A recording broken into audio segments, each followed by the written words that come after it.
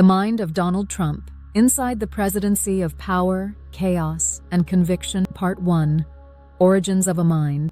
Chapter 1, The Boy from Queens. What lessons about dominance did young Donald learn from his father? The mansion at 85-15 Wareham Place in Jamaica Estates was not built for tenderness. It was built to display victory. White columns, manicured hedges, a lawn trimmed to military precision. It was the kind of house that told visitors who had already won before they even stepped inside. Inside lived a man who measured worth in square footage and obedience. Fred Trump was not simply a father. He was an empire in human form, and from him, his fourth child, Donald, learned the first and most enduring rule of life. To be loved is to dominate. Donald watched his father build housing projects brick by brick, profit by profit, reputation by fear. Fred's eyes missed nothing. At the dinner table, he quizzed his children on ambition. "Be a killer," he would say. "You don't want to be a loser." Praise came not from warmth, but from precision. Winning was the only language spoken fluently in the Trump household. To falter, even slightly, meant invisibility. Young Donald decided early that invisibility would never be his fate. He was loud, competitive, relentless, a boy who needed to win not only because victory was expected, but because it was survival.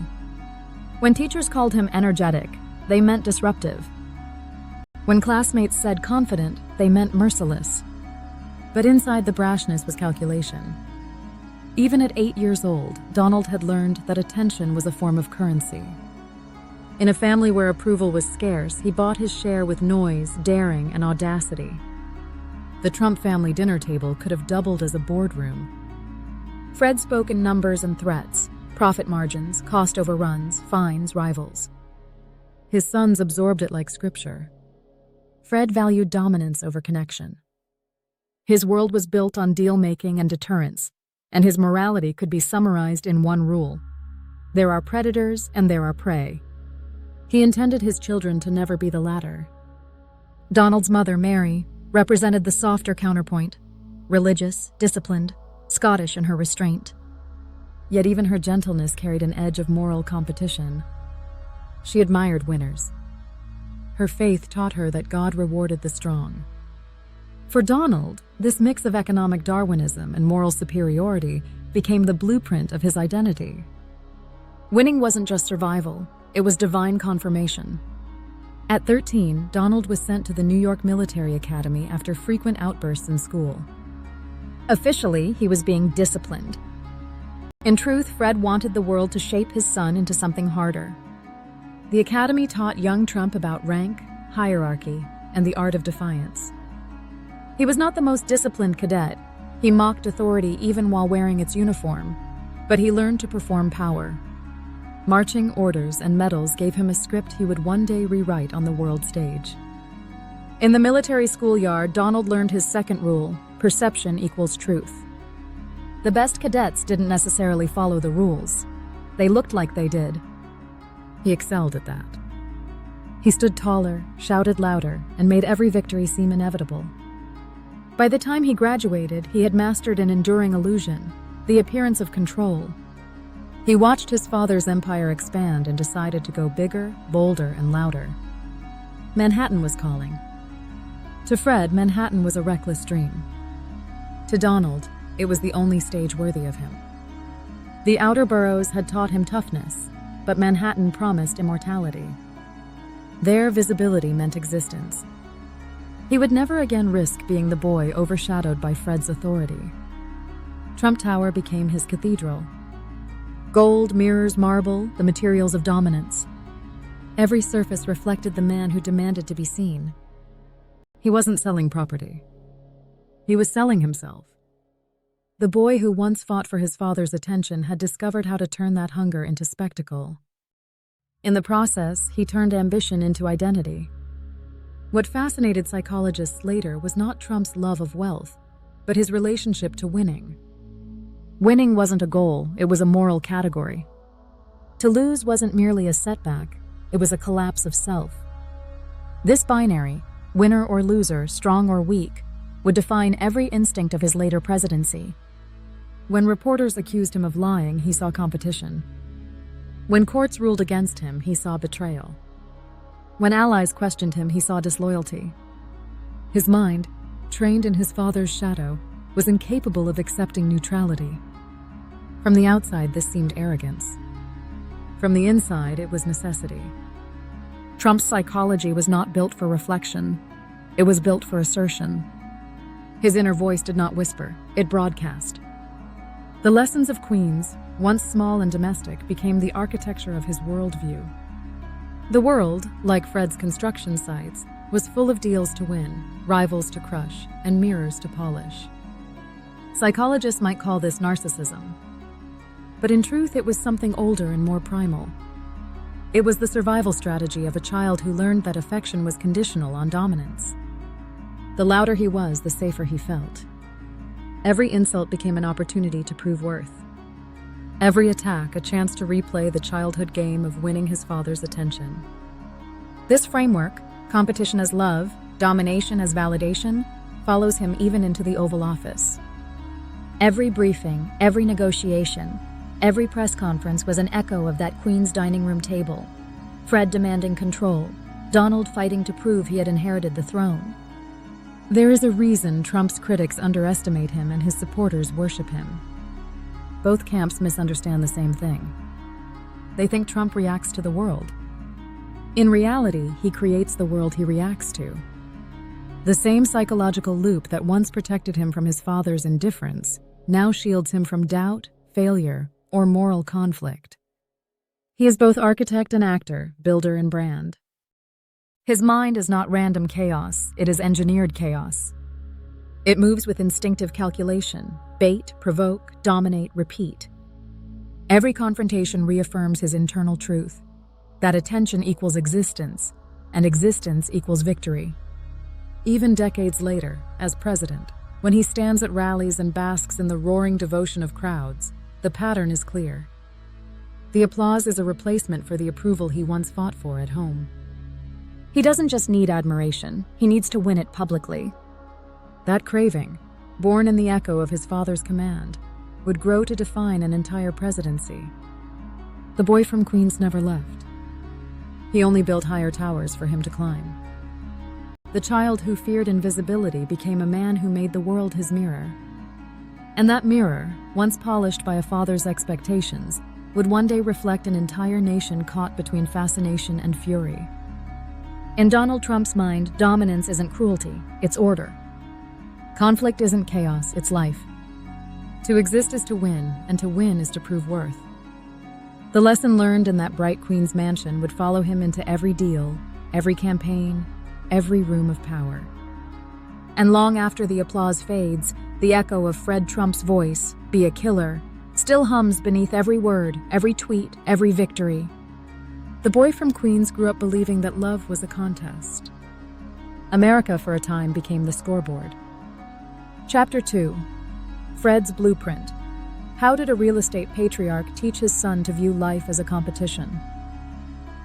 The blueprint of Fred Trump's life was drawn in hard lines and sharper corners. It began in the Great Depression, a time when failure was not a lesson, it was extinction. By the time Donald was born, his father had already mastered the art of survival through dominance. He built his empire not with dreams, but with calculations, not through charm, but through control. And from the moment his son could walk through the dust of construction sites in Queens, Fred began teaching him one unbreakable creed: life is war, and the battlefield is business. Fred Trump didn't speak the language of emotion. He spoke in numbers, returns, leverage, and threats.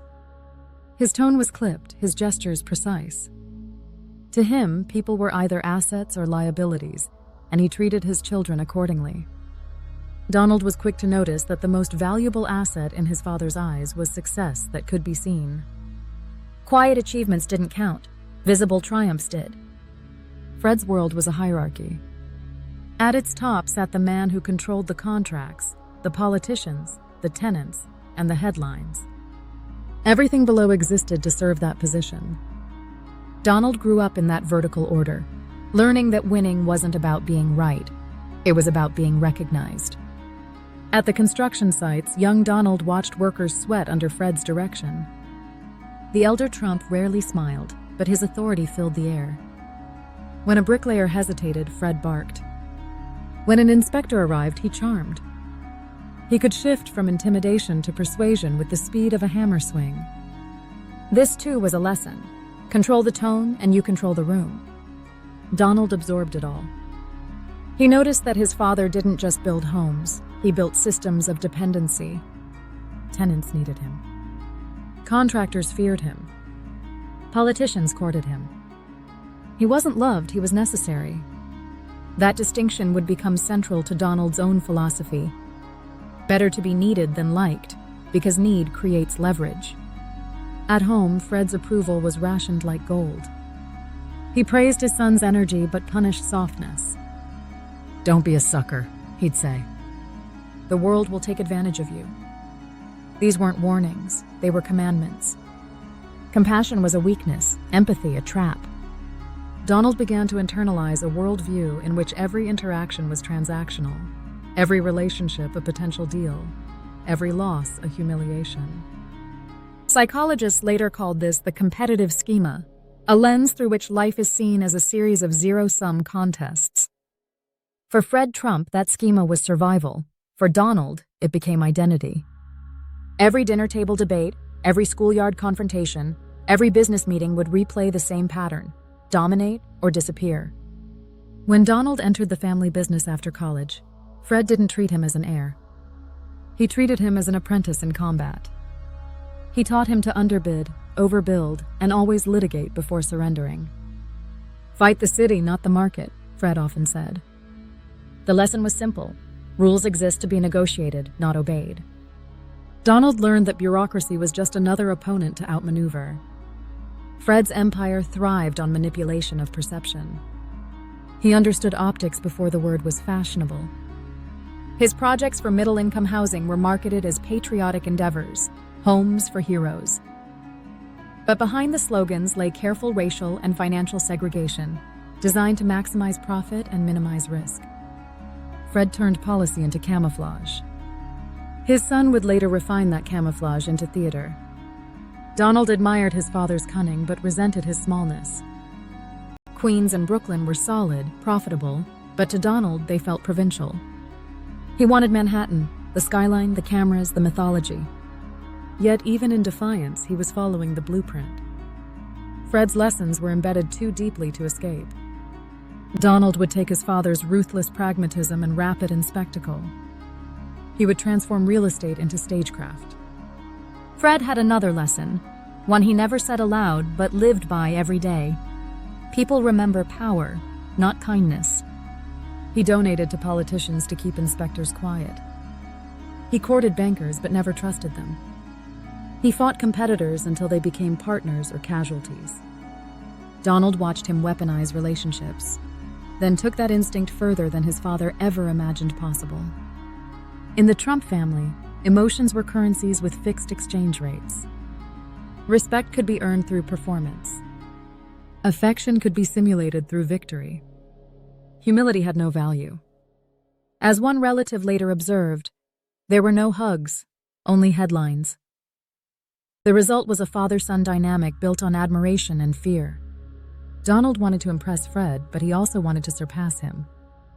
He began to test the boundaries of the elder Trump's kingdom, pushing into Manhattan deals that Fred dismissed as reckless.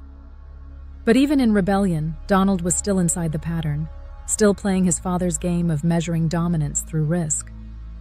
When Donald finally broke into Manhattan real estate, Fred's reaction was telling. He didn't praise him, he assessed him. Success was never enough. It had to be bigger, louder, and riskier.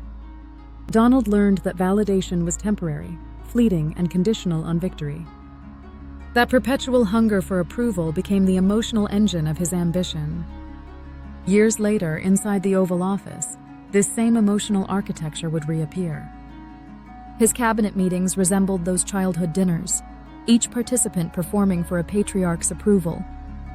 His management style mirrored Fred's blueprint: divide, reward, threaten, repeat. Loyalty was transactional. Public humiliation was motivational.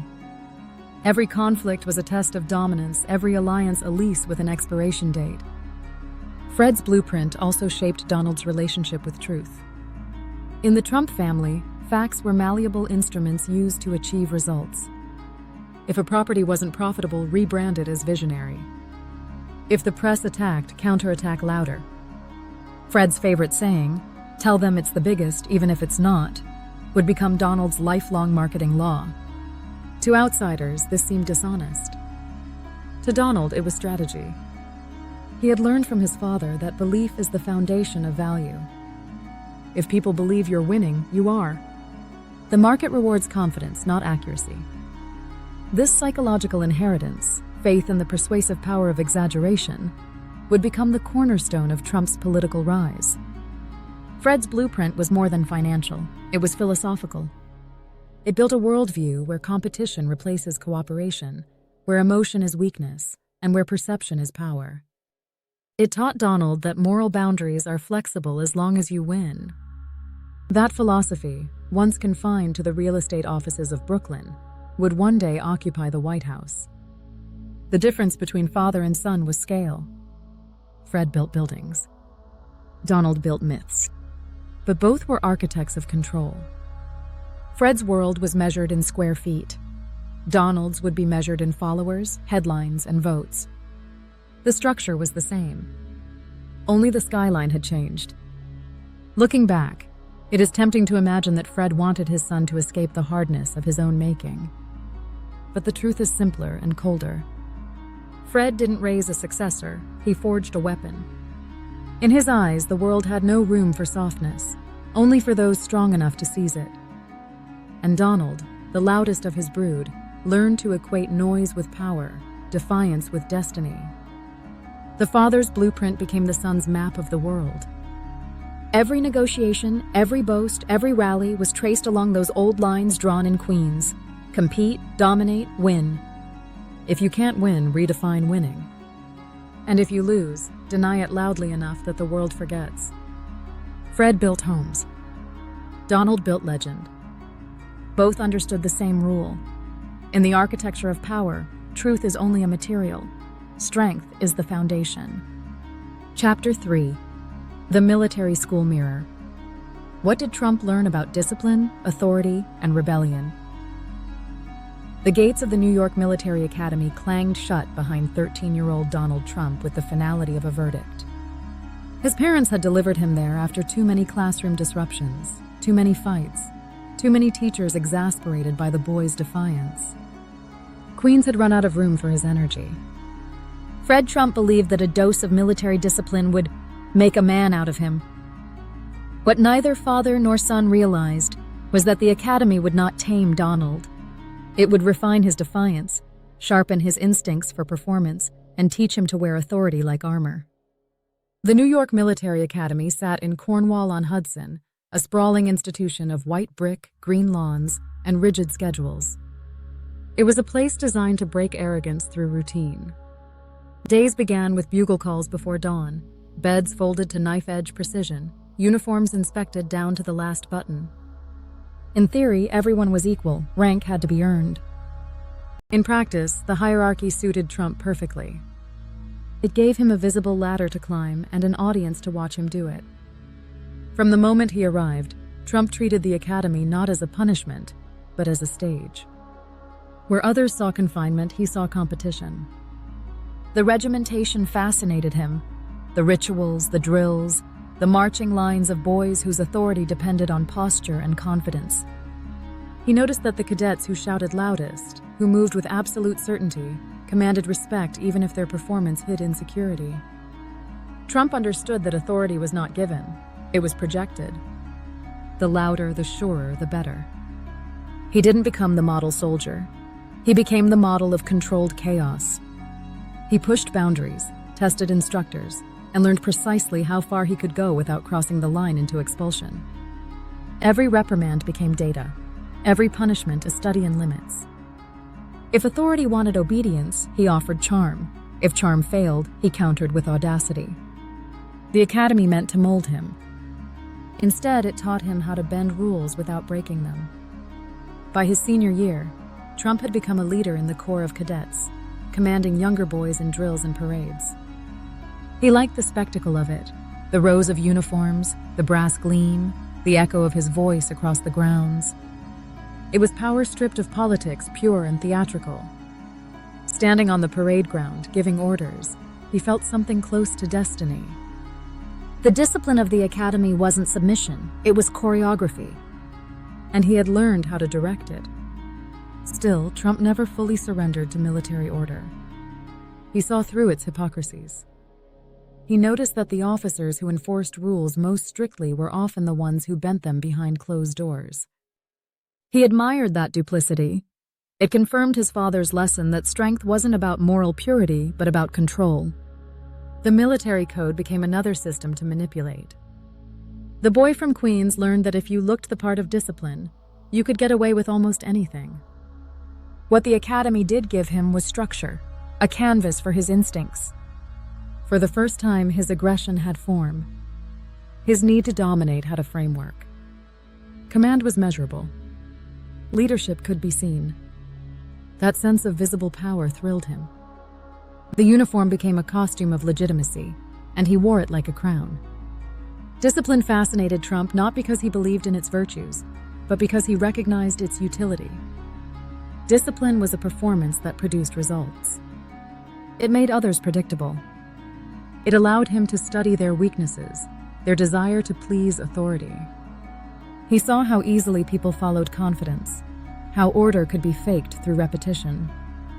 He would later apply those lessons in business and politics, where structure served as a stage set, not a cage. Trump's instructors often described him as spirited, restless, self-assured to the point of arrogance.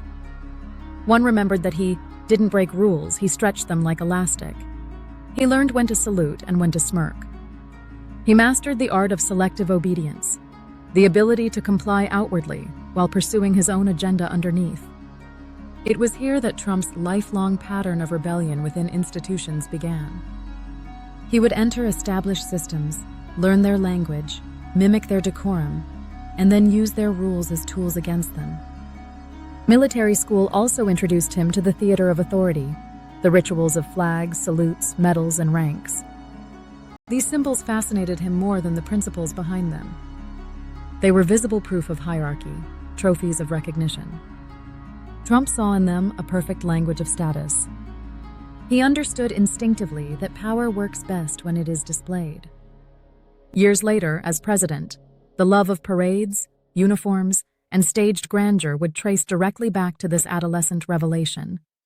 Power without spectacle is invisible. There was, however, a subtler lesson.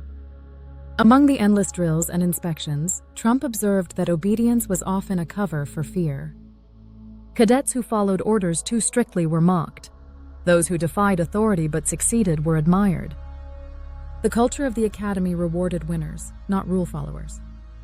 It was a miniature America, and Trump thrived in it. His defiance was tolerated because it worked. He led well enough to be forgiven his insolence. Once again, victory justified behavior. Psychologists would later describe Trump's years at the academy as a crucible in which two contradictory forces fused: the need for structure and the need for rebellion. He admired authority but never fully trusted it.